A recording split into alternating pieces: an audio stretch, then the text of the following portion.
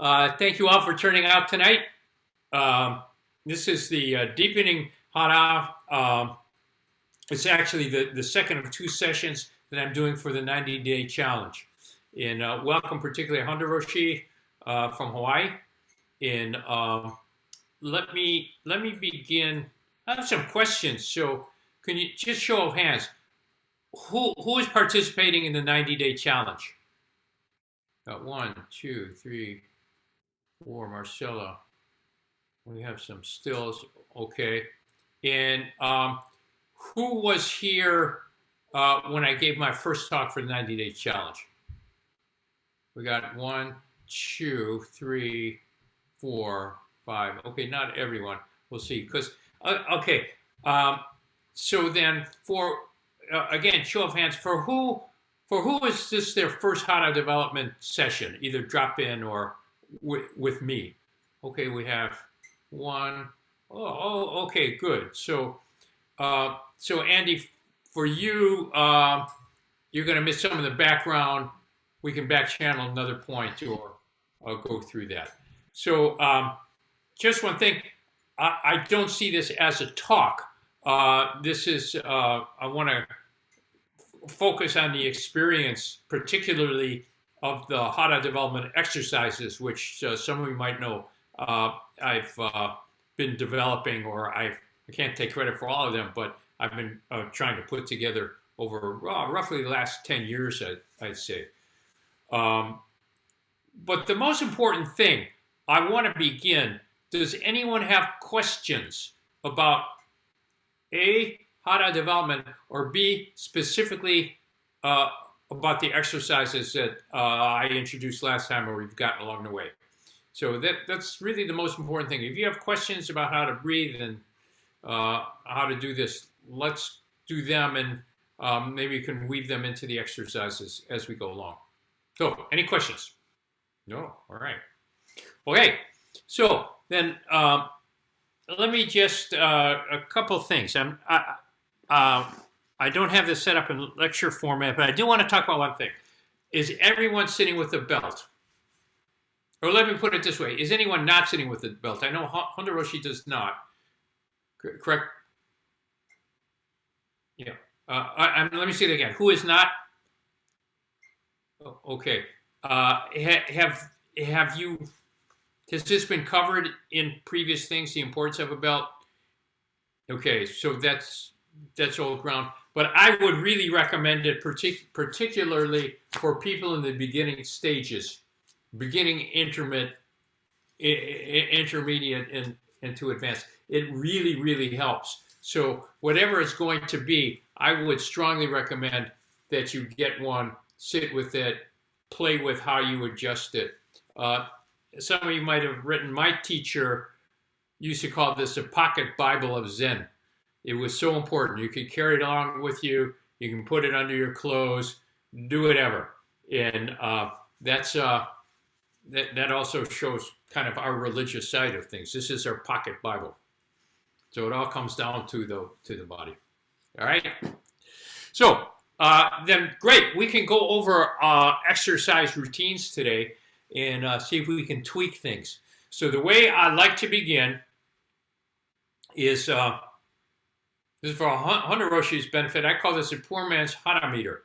So you put one hand under your sternum, right at the top of your abdomen. The other hand down here on your lower abdomen. And what I want you to do is, without manipulating things, I want you to just breathe. And I want you to pay attention to a couple things. The first is which hand moves first when you inhale and exhale. Okay? Does your top hand move first? Does your bottom hand move first? And the second thing is, how much do they move? Do they move at all? Maybe that's a better way. That's a better order of things. Do they move at all? Okay. The second thing is, how far do they move? And let's say the third is, which hand moves first? So let's just, I'm going to call this a baseline for tonight. So I want you to breathe just naturally.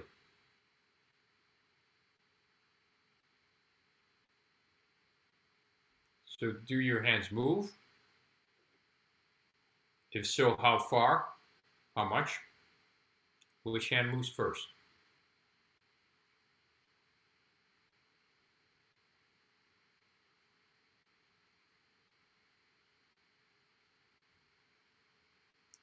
Okay, so just kind of tuck that feeling away, because we're going to come back to it at the end of the evening. So that's your baseline. Okay. So exercises. What I've call isometric exercise. This is a basic exercise in how I view things. And this is a way of loosening up the lower abdomen. And before we go into it, let me say another thing, and I want to shy away from lecturing. And that is, we talk about Hara development. We talk about, finding a Hara, deepening a Hara. This is the second one. It's really a lifelong pursuit. It's not like all of a sudden someone has got it and that's the end of it. So no matter people's level, I think most people will benefit from going back to a basic set of exercises. I know that I do. Okay, so we're going to deepen what we did last time. Okay, the first exercise. This is what I call the isometric exercise. Please raise your hand if you're not familiar with it, either through previous workshops, drop-ins with me, or seeing the online videos. So please raise your hand if you're not familiar with it. We have 1, Andy, 2, 3. Okay, so let me go over basically how this goes.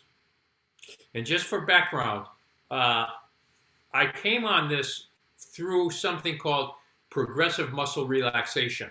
If you're familiar with that, it's been around since about the 1920s. It was developed by a doctor, a physician named Jacobson. Sometimes you see this Jacobson progressive muscle relaxation.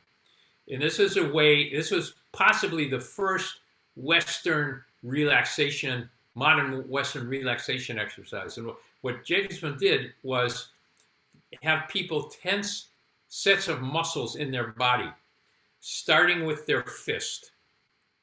So you tense it and really squeeze it out. So if I'm going to make a fist, I'm going to squeeze it, and then suddenly relax it.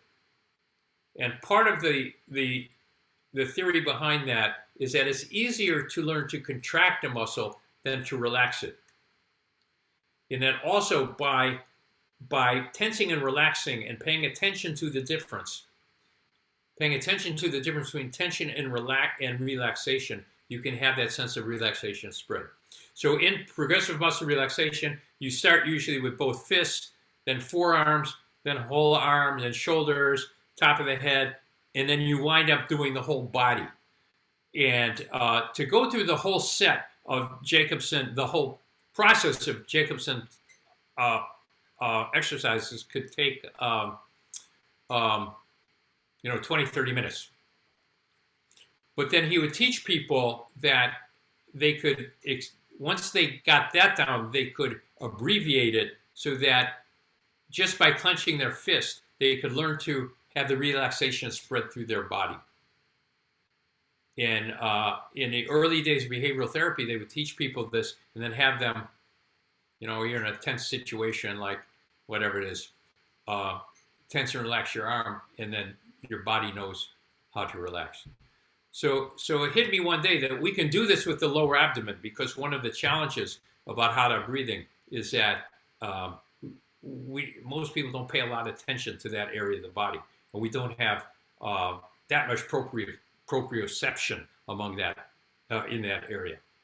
So what we do in this as a Hara development exercise is tense our lower abdomens as if it was that fist in the progressive muscle relaxation, and tense it not quite to the point of exhaustion till it's tired out a bit, and then suddenly relax it. And I have variations on this theme, and we're going to go over that. So just watch me. What we're going to do is the first step, I'm going to raise my hands like this. You don't need to raise your hands. As a matter of fact, don't raise your hands. And as I do it, I want you to take as deep an inhalation as you can. So you can raise your shoulders, inflate your ribs, get it really as full as you can. I'm going to turn my hands over and we're going to exhale. And I want you to exhale as much of the air as you can. And as you're exhaling, I want you to contract your lower abdominal muscles. So what we say is it feels like you're bringing your navel to your spine. Like you would sort of doing a crunch. You're tensing the rectus abdominis muscle here. So hands go down, you're going to exhale and then hold it. And then you keep on holding it and squeeze those lower abdominal muscles as if it was that fist in a Jacobson's relaxation exercise. I'll have us hold it for a while, and I'll go 3, 2, 1, and either say release or okay or something should be clear. And when I say that, I want you to just let go of that tension in your lower abdomen. Kind of like if that was my fist like that, you just let go of that tension. And you might find that that initiates, or you can say drives, an inhalation. Okay? After that, so you inhale, go back to breathing naturally. Don't stress, don't try to strain or manipulate things at that point. You don't want to do this consecutive breaths. We don't have a stretcher service here in case anyone passes out. So you want to take some regular breaths, and then we'll do it again. And I generally do this in sets of 3. So again, to review, inhale like this as much as you can. Exhale, come down like that. Navel to spine, and tense, tense, tense, tense, tense, tense, tense. I'll go 3, 2, 1, release. Take that breath in and then breathe naturally. Does anyone have any questions about this? Are the instructions clear? I know a number of you have done this before. Have done some kind of variations of this. Well, okay. Now, sometimes it's hard for me to do this and talk at the same time, so I may not either talk very articulately or I won't be breathing very well. Okay, ready? So, inhale. Exhale. Exhale, navel to the spine, navel to the spine, navel to the spine. Okay, and tighten that abdomen. Keep on bringing the navel to the spine. Tense, tense, tense. 3, 2, 1. Release. And go back and breathe naturally.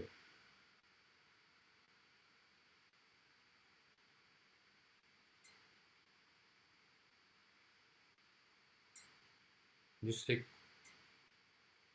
comfortable breaths at this point.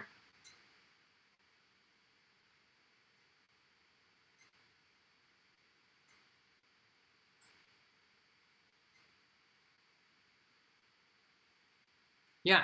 And do you have a question? Yes. What are you supposed to do with your hands? You have it in that posture? You can just keep them. How are you sitting? You sitting in a chair, on a cushion? Chair. Or, yeah, just keep them on your thighs. The most important thing is you don't want to be lifting them because you don't want to be putting tension in them. Other than that, you don't need to pay a lot of attention to it. It's a good question. Okay. Okay, let's do it again. So inhale. Exhale.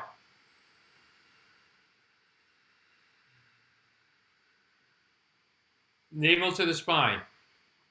Tense it, tense it, tense it, tense it.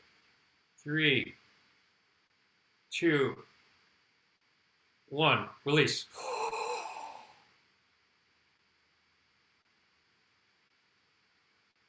And we go back to breathing naturally.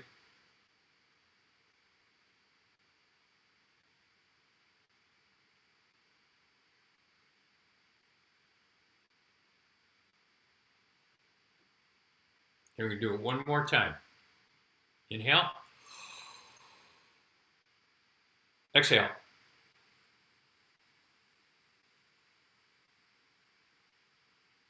Navel to the spine.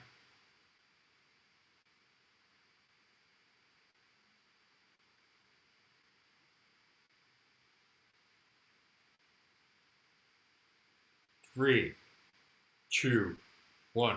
Release.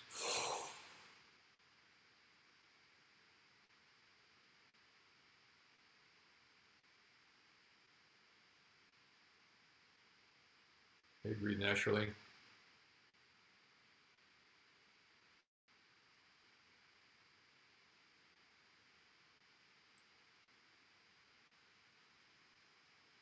Okay, any comments? People, anything people notice with this?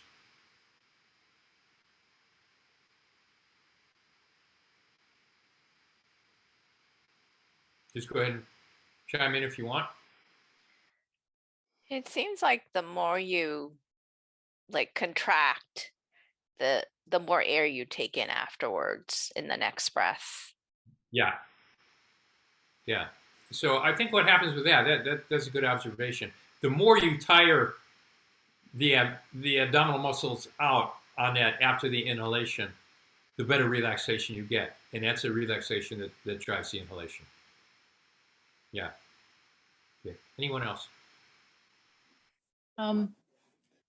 I noticed just how much better or fuller that inhalation feels afterwards. It just is life-giving. It's just like, wow, like it just feels that much richer.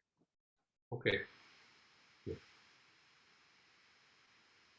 Okay. Anyone else? Anyone have problems with this so far? And if this causes pain, if you had abdominal surgery, for example, gallbladder surgery recently, no need to stress yourself with this. Okay, so I want to go over some variations on this. I don't think we got into these at the first meeting. So that's a good one for this. Okay, so this time, what I want you to do is when you exhale, I want you to tighten every muscle in your face that you can. Okay, so you can, I don't need to take my glasses off for that. Okay, so when you exhale,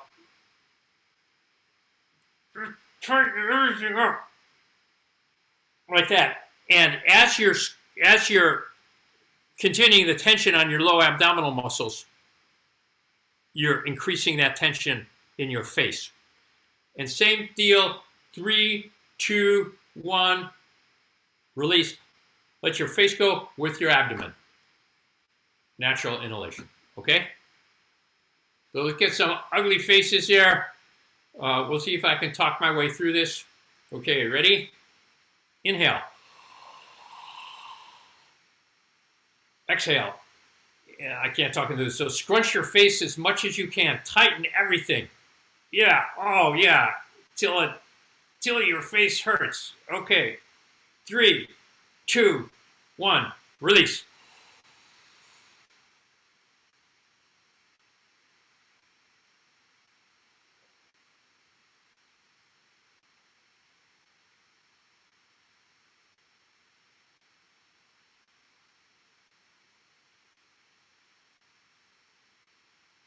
You're breathing naturally and normally.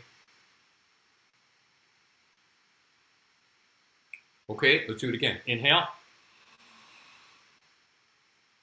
Exhale. And tighten your face. Scrunch it up. Yeah. Okay. Really tighten it. Tighten it.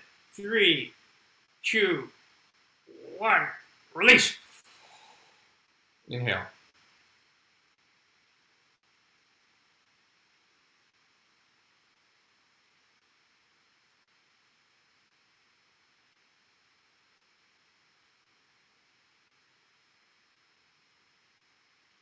Okay, breathe naturally, normally.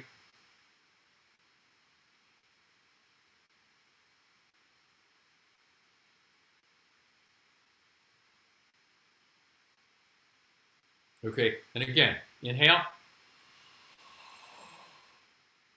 Crunch your face.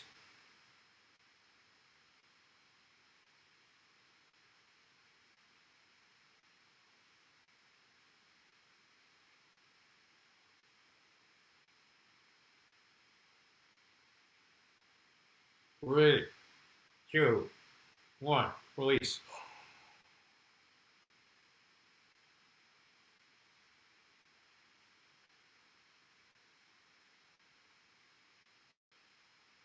Breathe naturally, normally. Okay, how's that? Anyone notice anything particular with adding this? Yes, Andy. No, Kelly. I'm sorry. I'm looking at. I don't have my reading glasses on. I'm sorry, Kelly. Thank you, Roshi. I really noticed I was not very good at only scrunching my face. I scrunched everything else as well. Whoa. Oh, you're ahead of the game here. That's great. Okay, thanks. Okay. Well, how did it feel when you let it go, though? Much better. It was it was very interesting how when I was not able to selectively scrunch my face very well. Okay. Anyone else? I feel like the body felt a lot lighter. A lot lighter. When you inhaled, or at what point? Yeah. When I released. Yeah. Okay. Okay. Good. So, all right, let's move on then to, and you can emphasize any set of muscles in the body with this when you do it. Particularly, and sometimes when I do the drop-ins, someone will say, "Well, I'm having trouble in a particular area," so we'll concentrate on when you exhale, tense that area, because again, a really good way to relax something is to tense it. It seems contradictory, and then release it. It's that tensing gives you a better sensation to it. Now, also, one thing I neglected to stress with this, you really want to pay attention to the difference of the feeling in your body between tension and relaxation. So part of that is increased awareness. In this, excuse me, in the spirit of Kelly here, let's do this. I want everyone to tighten as much of their upper torso as you can,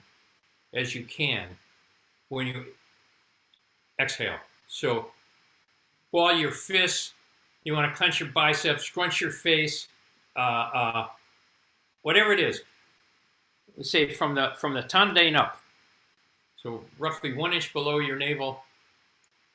I want you to do that. We're gonna do that. Questions? Okay, ready? Inhale. Exhale. And now, crunch everything in your upper torso.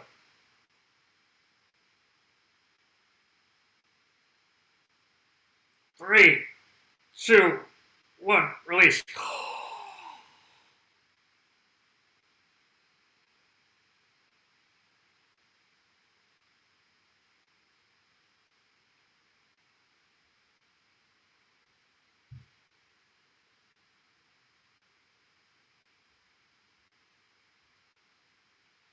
Okay, and pay attention to the difference. Tense and relaxed. We're going to do it again. Inhale. Exhale. And tense everything upper torso.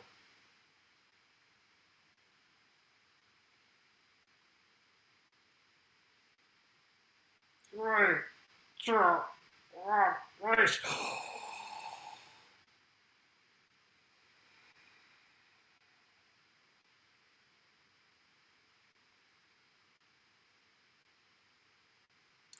And just a reminder, you want that release to be instantaneous, as if you're going from here to here.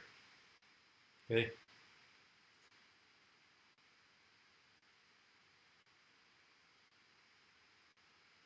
Okay, inhale. Exhale.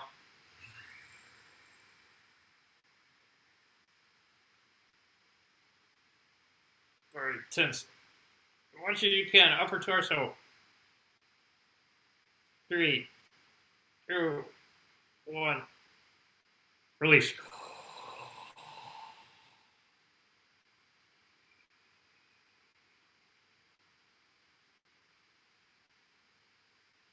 Back to breathing naturally.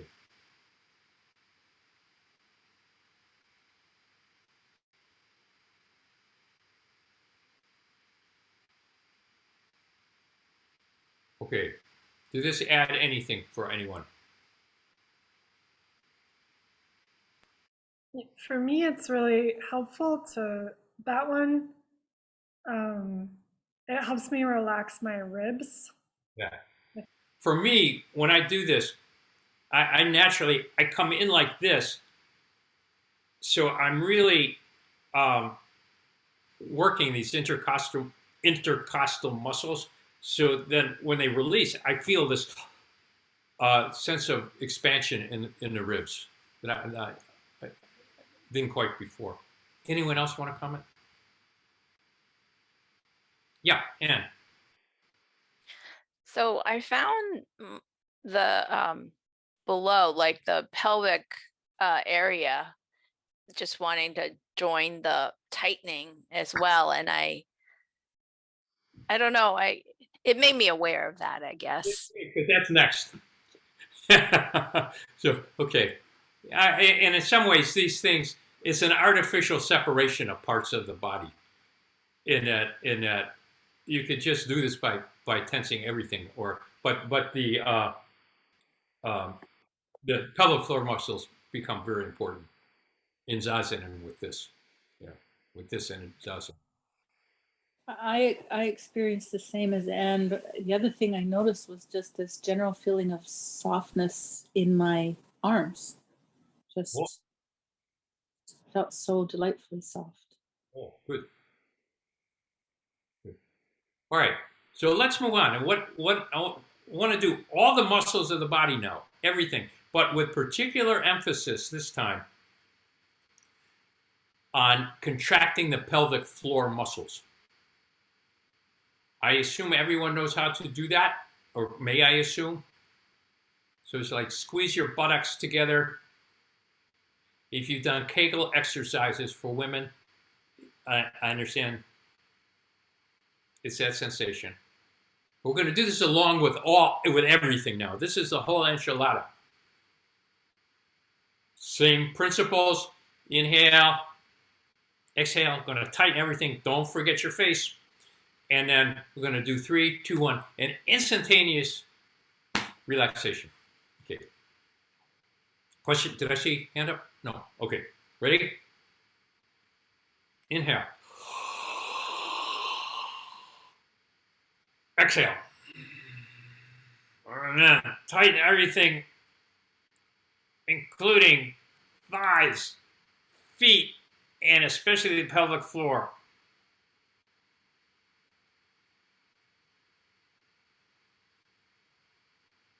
Three, 2, 1, release.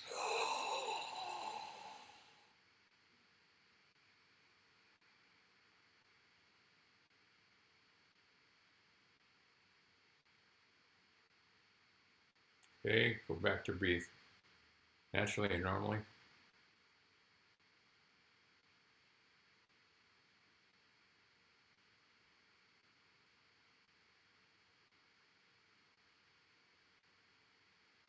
Okay, inhale. Exhale. And contract everything.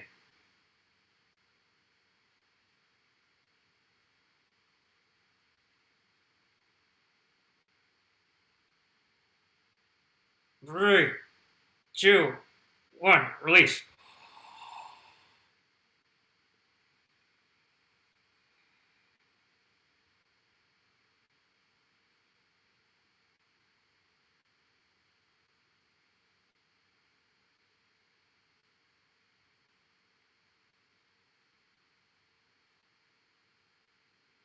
Okay. I'm going to do it one more time. Inhale. Exhale. Contract everything, especially the pelvic floor.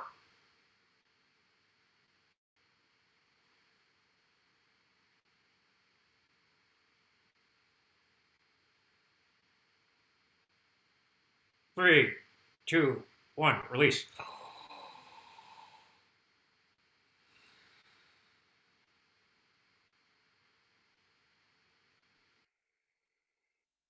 Okay. Anyone want to comment on that? So, Yes. Roshi, when you say squeezing the pelvic floor, it's just squeezing your buttocks. Yeah. That's all there is. Okay. Yeah. Okay. Anyone else?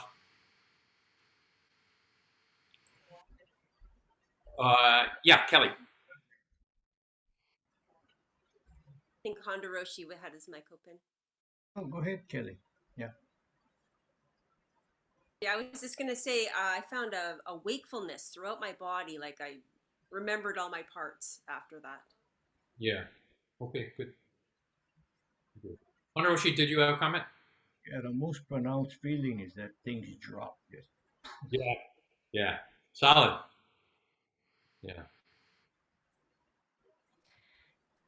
For me, I could feel my heart pounding more. I don't know if that's normal.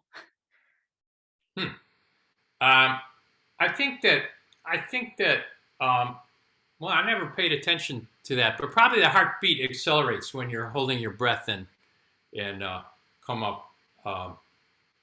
Um, yeah, I don't know. Is it bothersome to you? No. Okay. Good.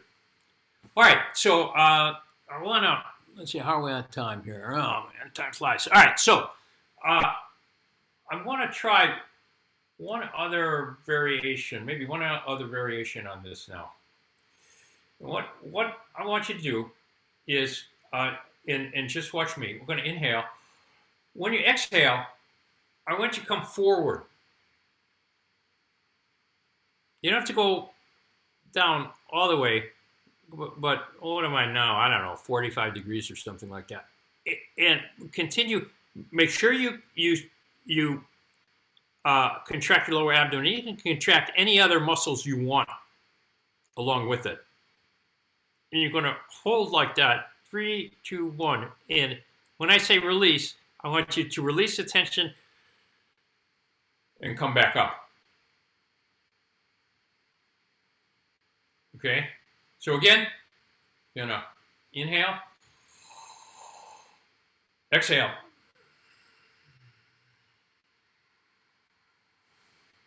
And we're going to squeeze down here. You can tense whatever you want, as long as you're tensing your lower abdomen. And then 3, 2, 1, release.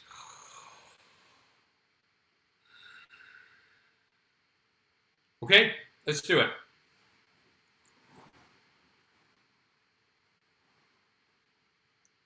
Okay, inhale.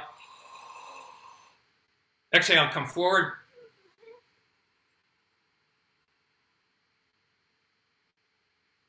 You're going to squeeze whatever you want. 3, 2, 1, release. And then breathe naturally.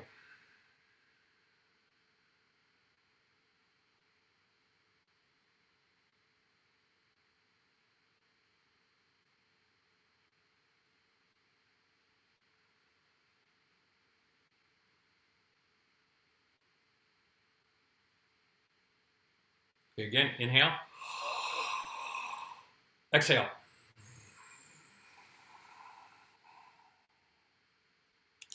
Squeeze everything. 3, 2, 1, release.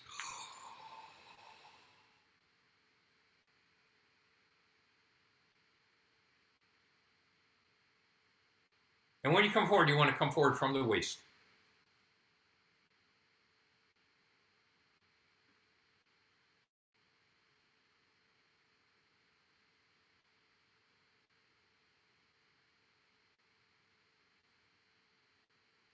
Okay, inhale. Exhale.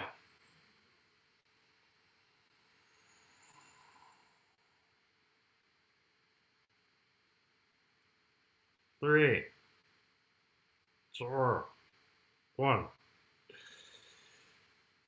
Inhale. Come back.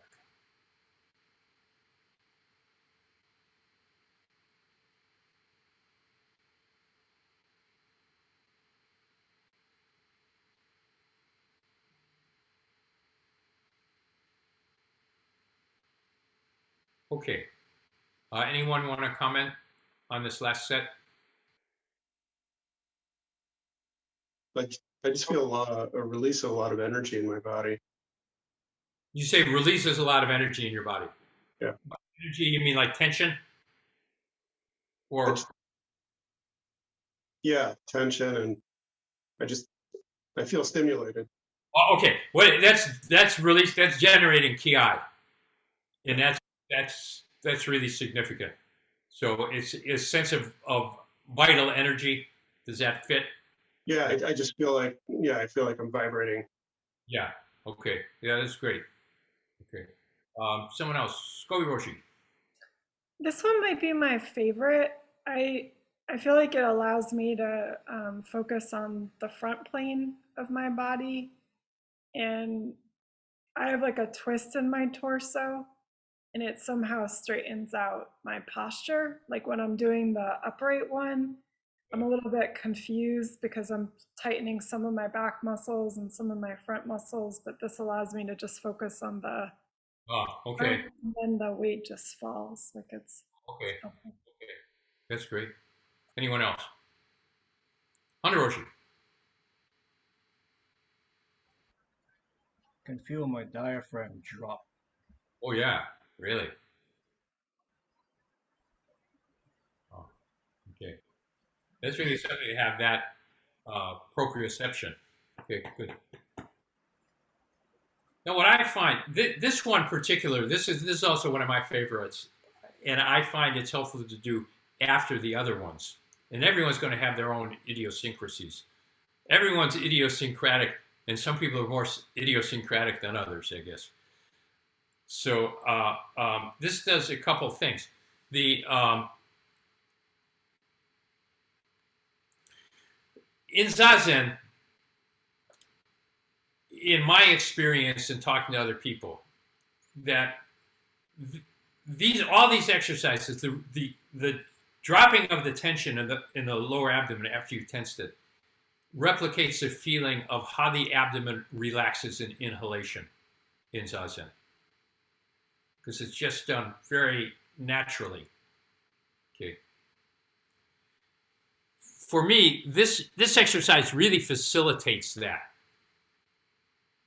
And I'm not exactly sure why, but I can feel it more pronounced with this.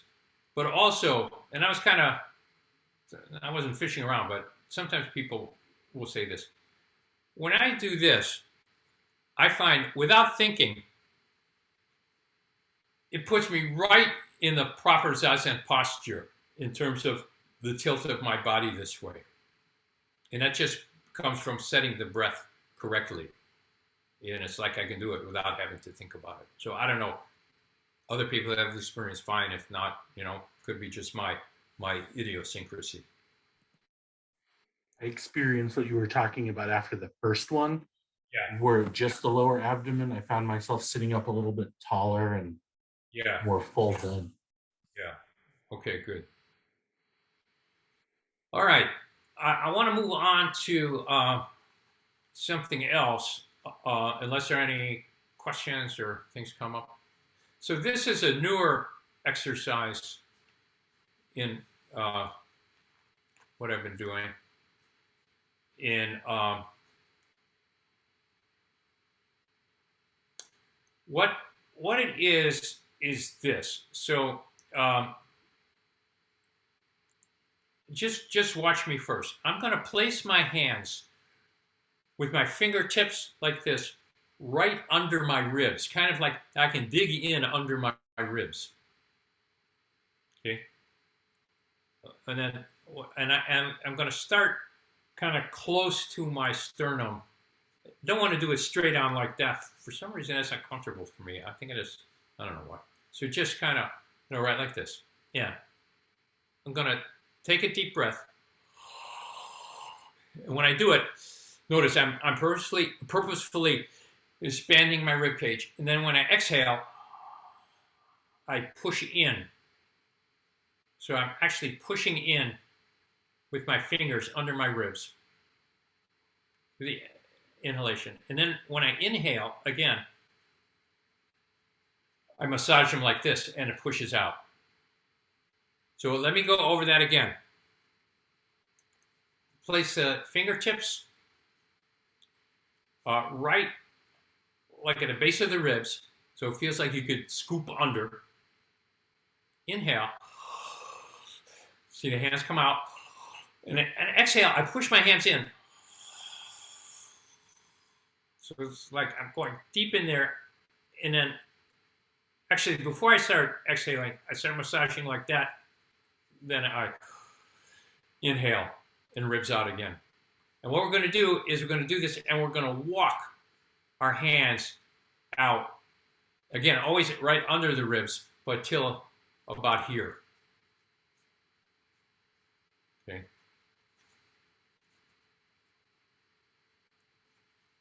Any questions? No? Okay. So inhale. Exhale. Fingers come in.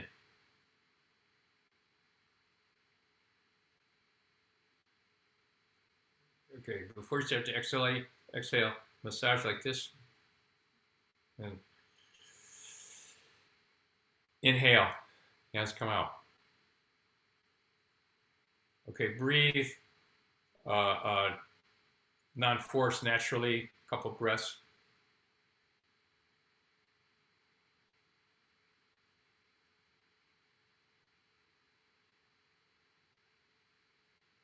Okay, walk the hands out a little. Inhale. Exhale. Hands come in. Start massaging.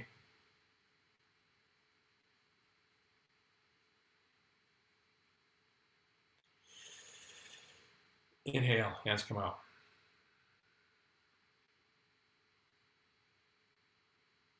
Walk them out a little more. Oop. Gotta get my gi out of the way here. Okay, ready? Okay, inhale. Exhale.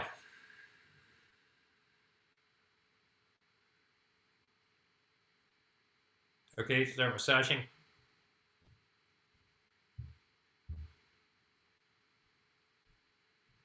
Inhale. Hands come out. And I have room maybe for one more here. Yeah, I can do it. Well, I'll do one more. Okay, ready? Inhale. Exhale.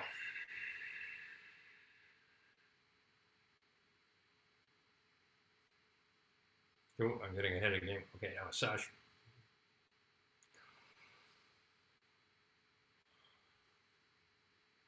Okay. Go back to breathing normally, naturally.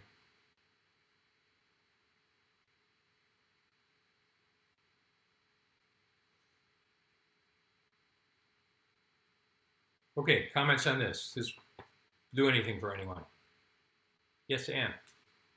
I have a question. When you said that I have room for one more, what did you mean by that? I'm starting here towards the center line, and I'm coming out like this. And at some point, I'm hitting backbone muscles. I can't get under the ribs. In terms of like pushing underneath? Yeah. Okay, thank you.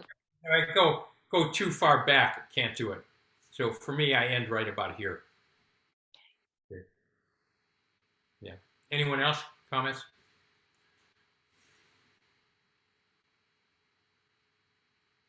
Okay. So, well,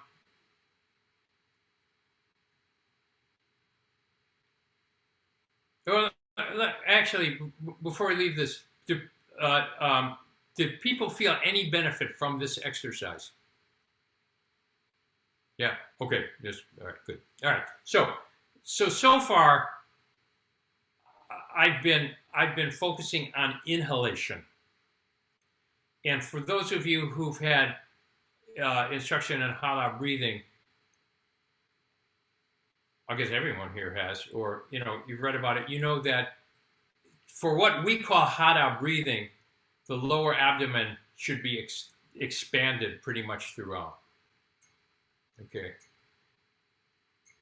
But in my experience, there are very few people who can start out doing that, because you have to learn how to take a deep abdominal inhalation first. It's like if you can't get the air in, you can't get the air out. You can't get that much air out. So I've changed my teaching in more recent years of really emphasizing inhalation.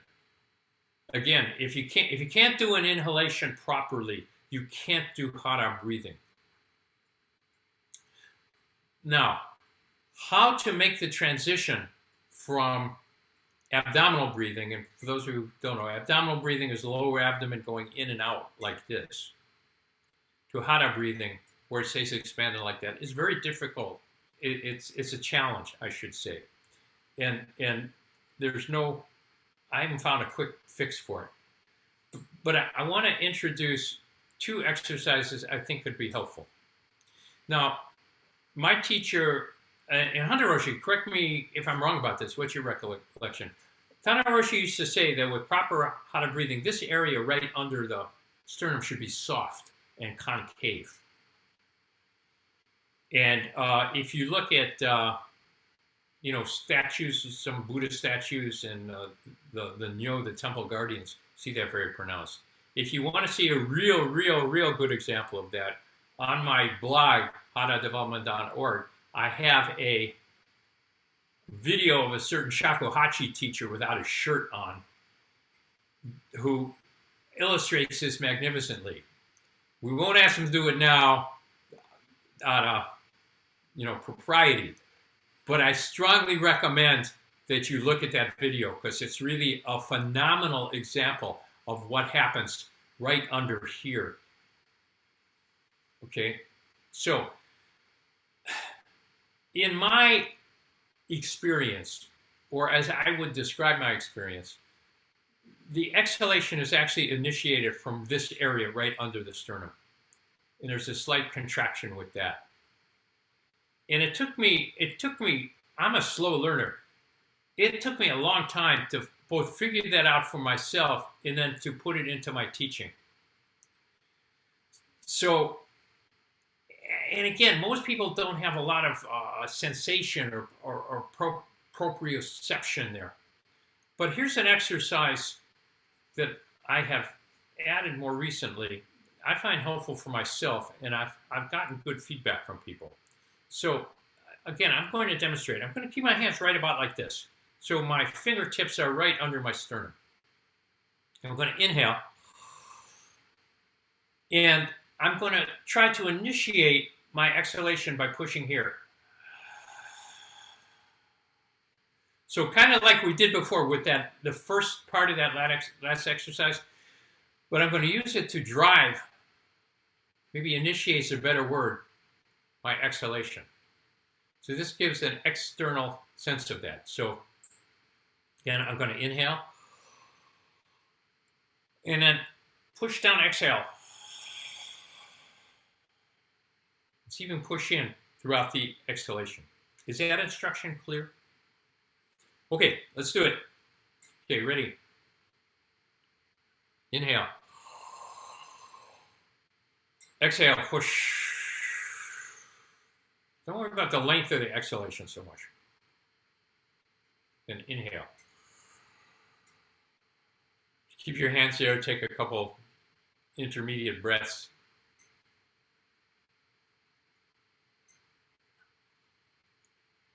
You're going to do it again. Inhale. And push in here.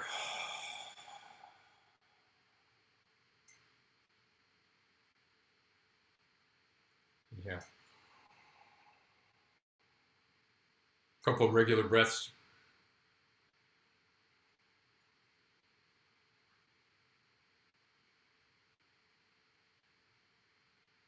Do it one more time. Exhale, push.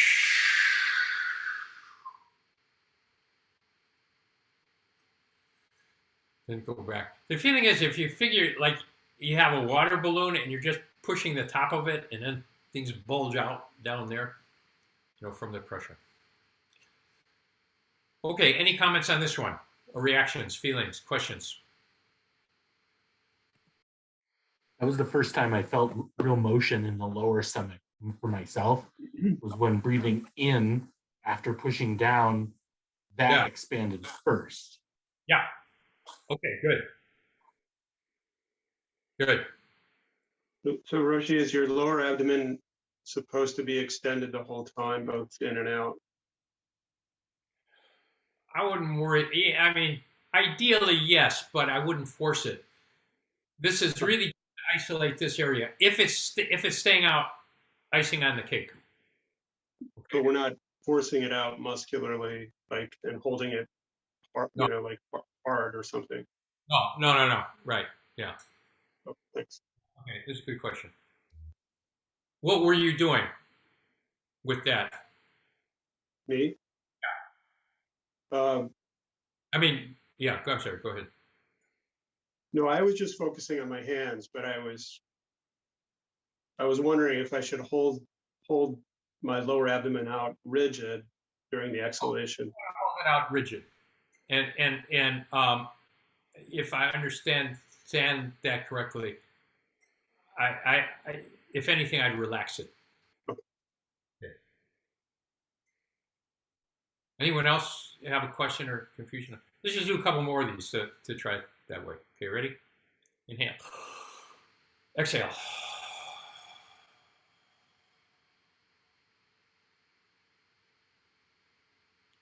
Inhale.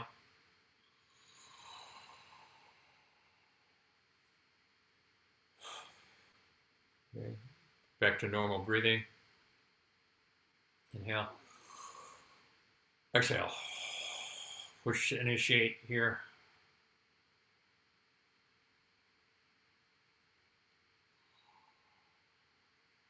Okay, Ed, does that get it clear? Okay. Now, just a variation on that. Instead of putting the fingertips on there, put one hand right under your sternum and the other one on top of that. You're going to do that. Inhale. And just push in. Try and flatten just this area here. But you want to push it in and use that to drive your exhalation. Okay, ready? Inhale. Exhale.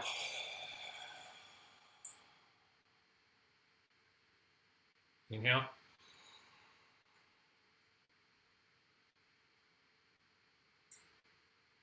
Okay, breathe naturally. Okay, inhale. Exhale.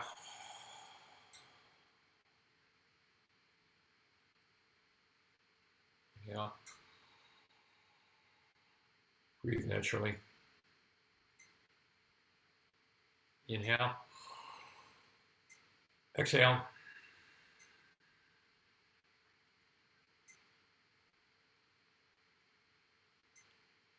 Inhale. Okay. Questions about this variation? Okay. Roshi.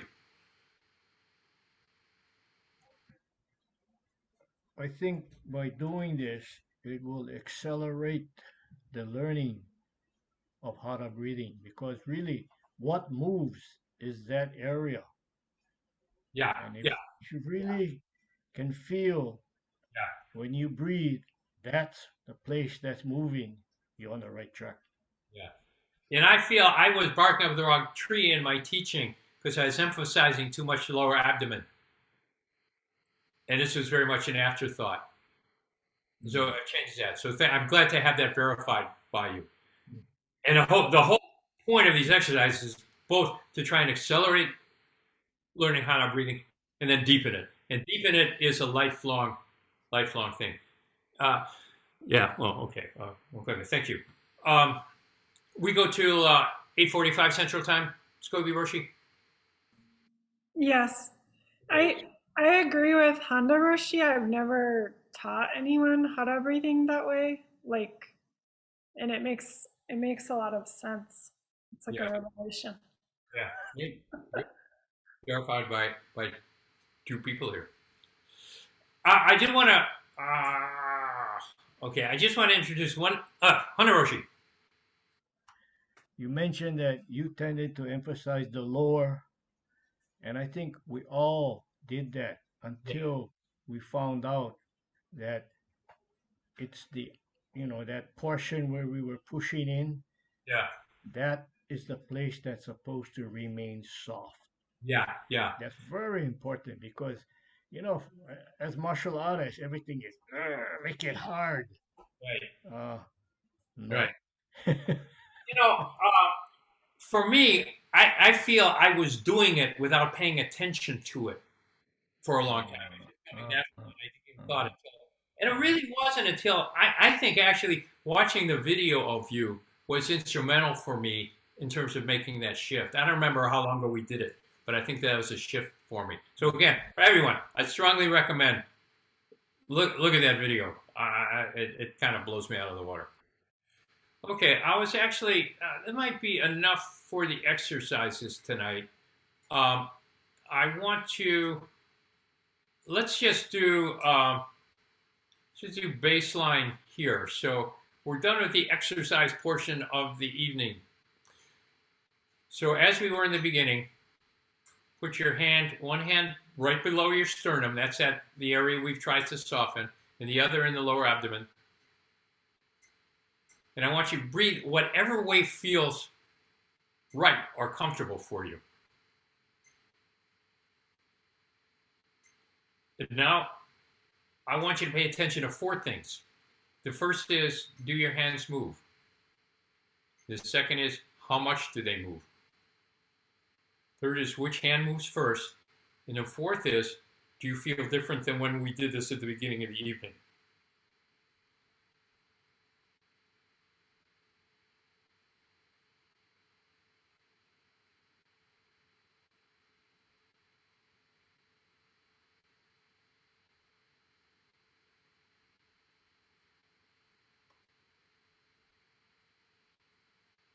Okay.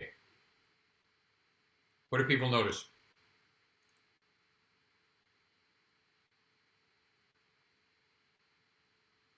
And I can take no change as an answer. My lower hand previously moved a little bit, and now it's almost, I think it's completely stationary. Because it's out. Yeah. Anyone else? Feel like my hands move like this more. Aha, okay, yeah. Okay, good. Good. Anyone else? Well, my upper hand is moving more than my lower hand. Your upper hand is moving more than your lower hand. Yep. And in real deep Hara breathing, lower hand doesn't move so much, or if at all. But there should be, and it can be very subtle movement in here, but this should come in. We use the word soften.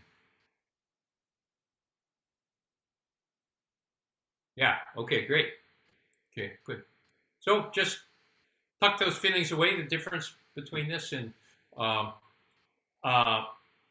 I found at different points in my Zen career, I've gotten into regular routines of practicing these exercises regularly. I find particularly doing at least some of these, do this time or two, do this a time or two, this time or two, before Zazen, very helpful. And then also, in taking the cushion, to do the one where you come forward, tighten, and then come back. And for me, I find, as I said, it helps me find the right vertical position. Okay. All right, let's open it. Yeah, Dave. Yeah. So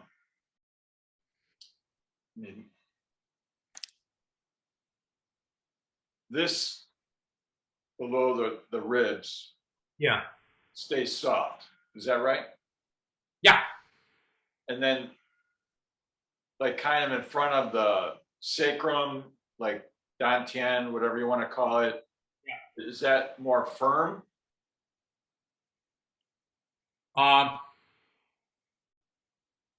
More firm than what? Than this? Than the belly or the hara? I mean, is this the hara or is this the hara? I'm confused now. Yeah. There's no clear boundary. You can even argue that the hara is a whole body because everything's interconnected, and it's false. But for the sake of instruction, the hara is really this area here, kind of below the sternum and going back around here. Okay. Now, yeah, there should be tone in the lower part in the anahata, but it shouldn't. I'm getting away. I have gotten away from the use of the term tension with that. There should be some tone, and the tone actually is set a lot by the pelvic floor, by tightening the anal sphincter and the position of your. Okay, you see where I'm going with that. Like the perineum. You don't want to try and contract the lower abdominal muscles because, number one, they're going to come in and it's going to stifle your breathing. Now, you're trombone. You play trombone or sax? Trombone. Well, shakuhachi now. Yeah, okay, yeah. We're all shakuhachi players now. I switched. Gee, okay. It's really easier to carry. Can I ask a clarifying question though? We usually refer to hara as the area below the belly button, but you're saying it's all connected. This part is the top part of the hara. Yeah, I would say. I mean, there's no clear boundary. From the navel on down is actually a good marker, but to do that, this kind. I don't know if you can see. This kind of slopes in here, and I wouldn't worry about. Where's your belly button when you're pointing? Okay, thank you. Here. So, I mean, you say, where's my hara? I go like this.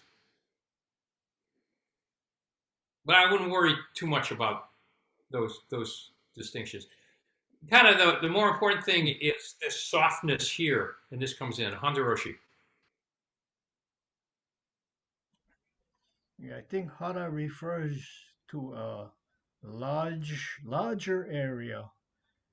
And what Heather was talking about, that area, so-called below the belly button, 2 inches in, I think that's called a tanden. Yeah, that's tanden. That doesn't have a definite place either, but it's right. It's more concentrated.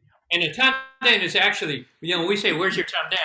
We'll say you point here. Here's my navel, here's my tanden. But actually it's interior. Yeah, it's in the inside. It's inside. It's sort of an imaginary point. But it's contained within the hara. When you exhale and you bring in your belly button to your spine, that's when you tend to feel the tanden. Yeah. You feel the tension. Yeah. Yeah. Right. Okay. Yeah. Great. And while you're doing that, you're keeping this area soft. This is always soft. Yeah, ideally. Okay. Mm-hmm. Yeah. So, Roshi, during Zazen, when you exhale, are you supposed to squeeze your buttocks? Is that? It's very subtle, and I would say you put some tone in it. Okay. The best way I could characterize it, well, there are 2 ways, is like if you were to jump into a bath of cold water, what would happen to your anal sphincter? Woo! Like that. So it's not like you're clenching it. You don't want to clench it tight. Okay, that helps because I have a hard time. I was trying and I can't do it. Yeah, it'll come with practice, and a lot of times for these things, it's the subtlety of it. If you're trying to do it too hard, it gets thrown off. So Tadaroshi, when I had the first day I met him, and the first Zazen instruction, we were at this sesshin in Chicago, and he was in Kentang. He's doing his inspection, and he leaned over and he told me he set my hips, but he said it should feel like you're pissing at a urinal. And then he told me, he said he still hasn't figured out what to tell women. So maybe he took that to his grave. I don't know. Okay. Thank you. All right. Any other questions? Hunter Roshi, are you signing off or is that a question? No, you know when you mentioned that he said to feel your buttocks in the right tone. Yeah. For us, for guys, it's Yeah. like when you're standing and you're taking a piss in front of Yeah. a urinal. Yeah. That's the feeling. Yeah. Right. Yeah. And you don't clench. No. You do that. And part of it is the subtlety of the posture when it comes with that. The hips tend to That's a good point. shift a little bit. Yeah, right. All right. Any other questions? Feel free to back channel me. I'll put in a shameless plug for the monthly Hara development drop-in session, which is Saturdays at immediately after morning zazen. It's the last. What is it? Last or the fourth? I always get confused. Anyway, it's this coming Saturday at 7:30 Central Time. You stay on board from morning zazen. Okay. All right, and thank you, Scoby Roshi, for organizing this, and thank you, Hunter Roshi, for coming, and Patel Sensei for joining us. So, with that, everyone, have a good evening.